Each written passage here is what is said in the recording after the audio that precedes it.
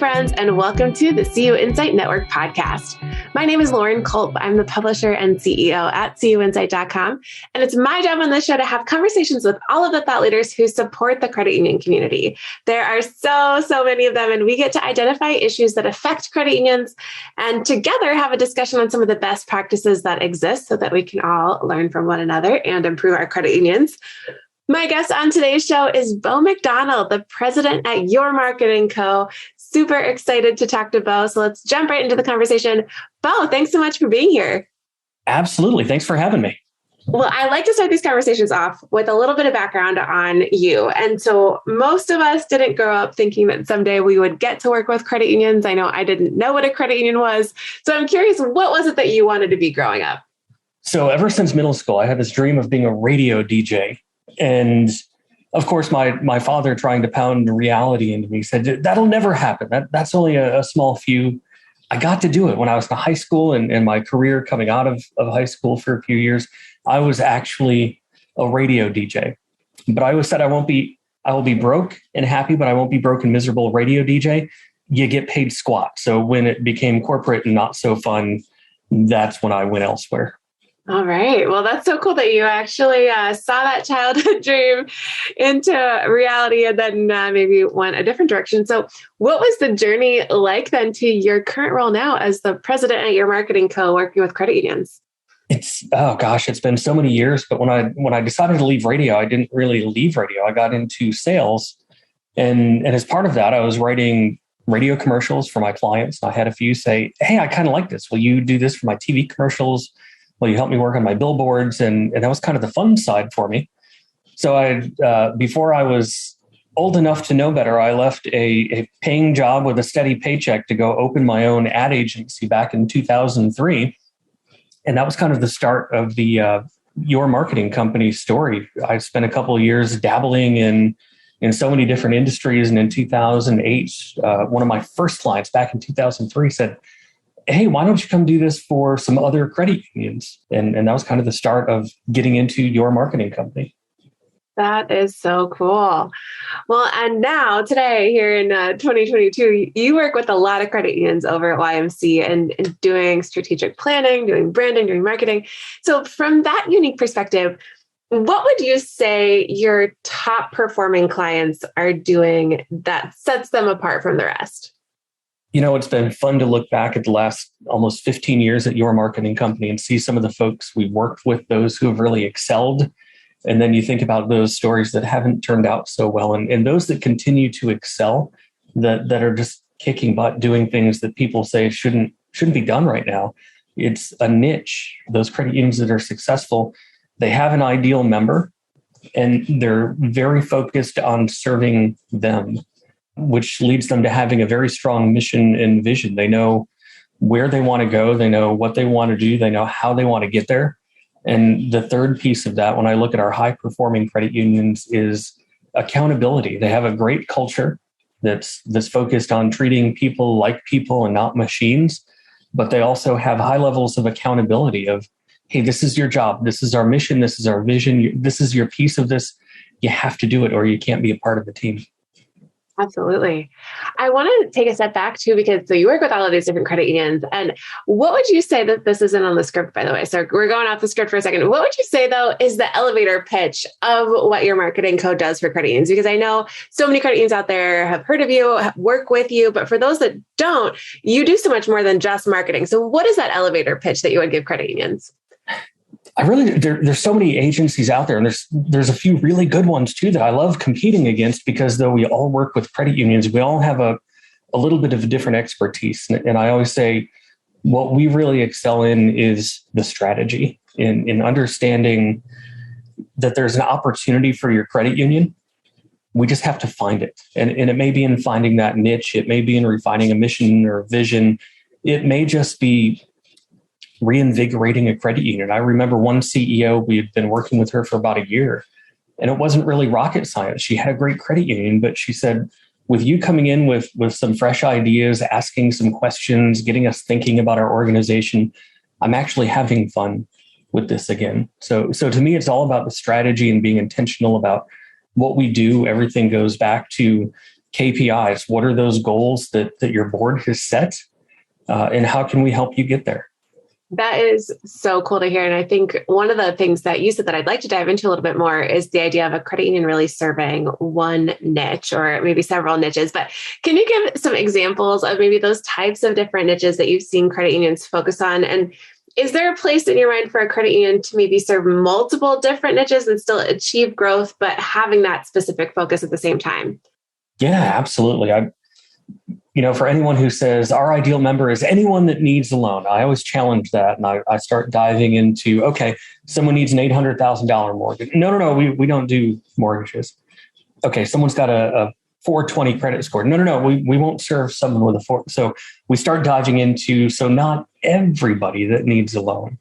And there's some really cool credit unions out there that have found niches. Columbine Federal Credit Union is one of them. For several years now, they've been serving the power sports industry, motorcycle riders, some loan products focused specifically on them, building a culture around them. Even if you look at their social media, everything is designed to look at that niche membership group.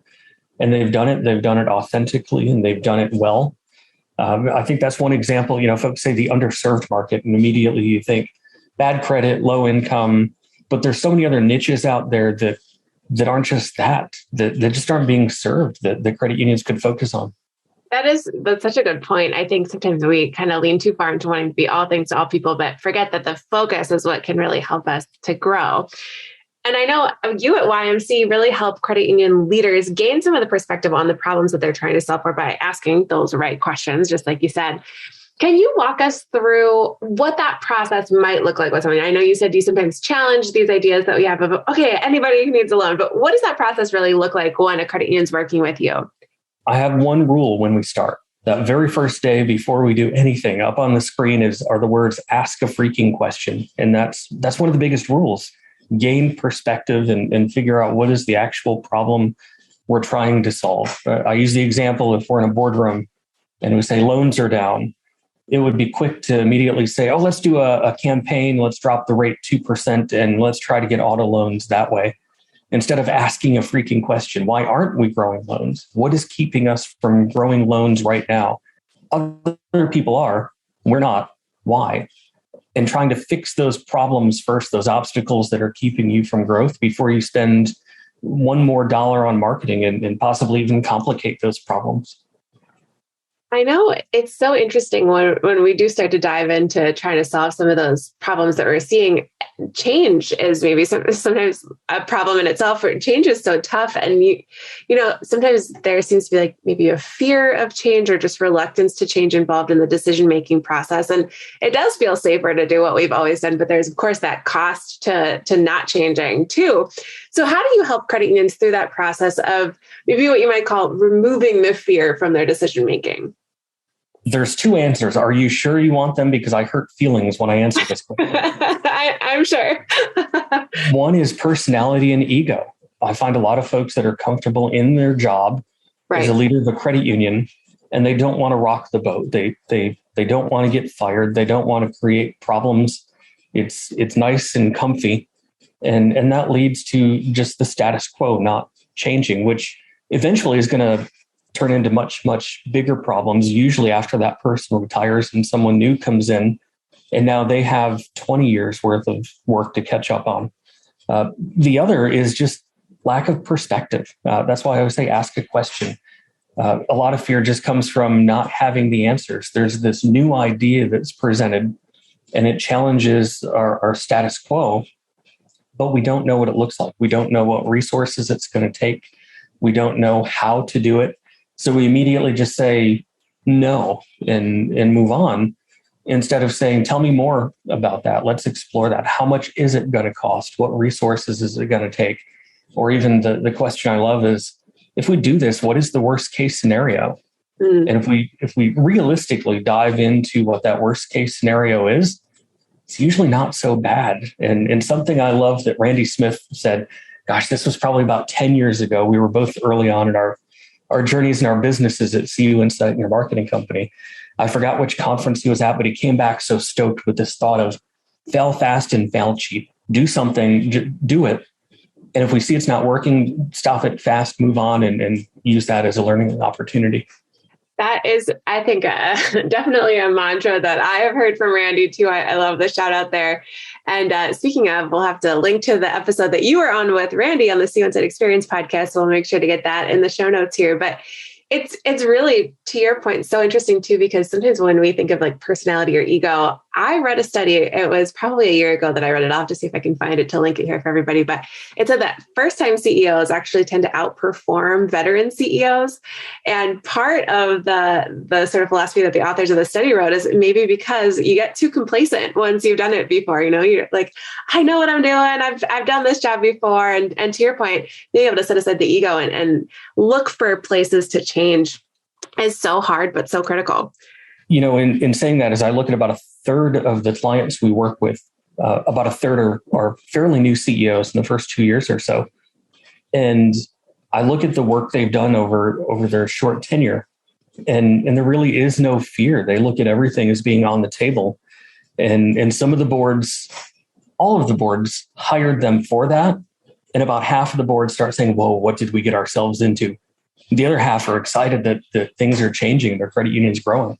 It's so interesting too. And I think, we could probably spend hours and hours diving into the sort of board relationship and the board involvement in some of these changes too. I'm curious too, what are those overall trends that you're seeing for maybe the future of financial services? Like you said, there's so many things on the table and it's cool to see those organizations where nothing's really off the table. But what would you say are those big overall trends that maybe you're focused on at your marketing co when it comes to innovating for sort of the future of credit unions? Two roads I would take with this. One is member experience. I'll share this story. It is a credit union that I am involved in, and I will leave it at that. I'd applied for a loan because I wanted to see what is the experience. We're having some trouble growing some loans. So let me walk through this process and see where in this is broken. And I discovered that I got a very slow response. And when I did get the response, there was a lot of friction with the process, a lot of information needed. For someone with a credit score north of 800 and no credit cards, you look at what is that perfect member you want to make a loan to with very little risk. And the process to get that loan was so frustrating. So when you look at member experience, I think that's the one thing of legacy leaders. There's a totally different way of doing business right now, and you've got to embrace that. And I love that. You might think it's just millennial. Those millennials, they want it now. They're so demanding. One of the quotes I share in strategic planning, and I'll just add a little bit. I don't have it in front of me, but it's something like those entitled kids nowadays just want everything and they want it now. Yeah. And then the next slide that goes up has the date underneath it. And it was in the 1960s that was said of the boomer generation. And the older board members look and say, what? Wait, what? Nothing's really changed. None of us want friction in the process of doing business. We just want it fast and efficient and a pleasure to do business with. It looks a little different for the younger generation, of course, but I don't think that desire to have friction in the process of doing business with someone is there for anyone. And the other piece, specifically with marketing, since that's what we do, I've got these big words written on my whiteboard: redefine what marketing is. When I look back 15 years ago, when I started working just with credit unions, marketing was a lot different. We were doing a lot of television. We were doing a lot of radio, billboards. We didn't have Facebook. We didn't have TikTok. We didn't have Snapchat. Email was not as big of a thing back then. Marketing is very different. So one of the things that we're trying to get our clients comfortable with is some of these new channels. Marketing isn't what it was 15 years ago. And as much as I'd like to say we can redefine marketing today and move on, I think every year we're going to have to look at marketing plans and redefine what marketing is. Absolutely. I think it's so interesting too, because even the concept of marketing, or how we tell our stories and where we tell our stories, has evolved so much. And even the technology behind marketing, we can track almost everything, and it's just sort of figuring out what to track, and with all of the data at our fingertips, what matters and how are we kind of keeping an eye on that and evaluating. I think you mentioned KPIs toward the beginning of our conversation, and I think that's spot on. It's kind of keeping that focus in mind too. Absolutely. And that's got to ever be evolving as well. If you're a growing organization, those numbers are going to change and you've got to figure out what levers do we need to pull to keep moving forward. Absolutely. Well, as we wrap up the show here, I'd like to have some fun with rapid fire questions to let our listeners get to know you a little bit better too. And this section, we say the questions are rapid. Your answers don't have to be though. So if you are ready, we will dive right in. Go for it. All right. What is a recent purchase that you didn't know you needed that has just become something you can't live without? Don't laugh at this. My answer is going to sound like an 80-year-old man. I'm an old soul, I'll admit it. I was at an antique store in Asheville, North Carolina a few weeks ago, and I came across this mid-century modern woodard rocking chair. So cool. It's like this 60s, 70s funky looking thing. And I just thought it looked cool. And I got it home and I put it in my plant room, which is a whole nother story. My house was built by people who had birds, and they built this bird room. It's like a big sunroom with tile floor and watering features in it. So I hate birds, so I just made it a plant room. But I plopped that chair in there, and I just look out into my backyard, which backs up to woods. And it's my favorite place to sit now. I'll sit there and read, sit there and drink coffee, sit there and get my writing done. I love that. I'm a big plant fan too. And I know Ravi here at CUInsight we've traded plant tips back and forth, but having a room just full of plants, although you hate birds, it's an interesting fun fact. I don't hate birds. I just don't want them in my house. And sure. If you can see the room, it's just so weird. I can't imagine having birds flying around in there like that. That's too funny. All right. Next question. When you hear the word success, who is that first person that comes to mind for you and why? I don't know if this is the best one, but it's the first one that comes to mind. I would say John Ledger, the former CEO of T-Mobile. Working with credit unions, I always share his story, how he took a fledgling commoditized company, such as a cell phone company like T-Mobile, that had the worst service, the worst coverage. It was in last place. It was a company that not even Verizon or AT&T wanted to buy. And through his innovation in understanding member experience, which I kind of mentioned a few minutes ago, how important customer experience is in removing that friction, removing that thing that people hate. He took this company that probably should have just been shut down or merged into something else and made it a number 3 and did things that Verizon and AT&T at first said, well, gosh, this stupid guy, he's going to bankrupt this company. He's making horrible decisions. They were just very different decisions that made Verizon and AT&T uncomfortable. And eventually Verizon and AT&T had to come around and do those same things because people loved it so much. They were flocking to T-Mobile for those changes that he had made. And I look at that and say, if credit unions could get comfortable with that kind of change and rebellion, holy cow, what could we accomplish? That is such a cool story. I love that. I think you're the first person to mention him as that person when you hear the word success, but super, super cool. All right, random question for you. What are you listening to most right now? I know you said you're reading in that front room, but what are you listening to? So I'll suck up first and say always the CUInsight podcast. That's a must listen. Thanks for the shout out. If I'm getting out of the industry, if I'm getting out of work, it's usually WWOZ. It's a public radio station out of New Orleans that broadcasts a lot of New Orleans music, jazz music, blues. They just embody the culture of New Orleans, and it's whenever I listen, I can instantly just take myself there and picture a hurricane in my hand and the often not so great stench of Bourbon Street, but it just smells like home, and it takes you away from wherever you are and whatever is bringing you down that day. That is wonderful. We'll link to that in the show notes here for everyone. All right. Any books that you have gifted or that you think just everybody should read? I'm going to give you 2 of them, both very different. One is called Necessary Endings. It's by Dr. Henry Cloud. And it impacted me a lot in my personal life. But as I read it, page by page, I like paper books, so I can highlight and tab pages. And I think almost every page was tabbed in that book, which isn't helpful when I go to look for something now. But it's all about, things that need to end. And, sometimes you delay those decisions too long and it makes things worse. And sometimes things end that are out of your control, and you have to deal with it.